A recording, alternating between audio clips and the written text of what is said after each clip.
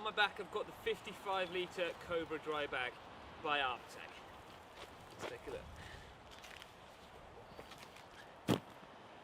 Okay, so we've got reinforced carry handles at the top on all four corners, drop tested to 50 kilos, so you can really pack the stuff in. Really durable design. Let's take a look inside.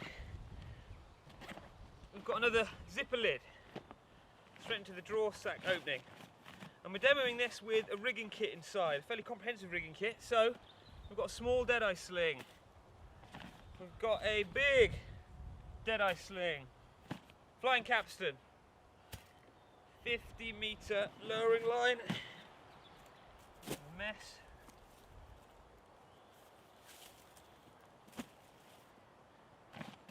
Take a look in the compartments. Lifting slings, big one, small one. Handy zippered compartment on the side here for assorted tape slings, one swing cheek pulley, two swing cheek pulleys, and an ISC flame block. Final compartment on the back side, we've got an X-ring sewn into another deadeye.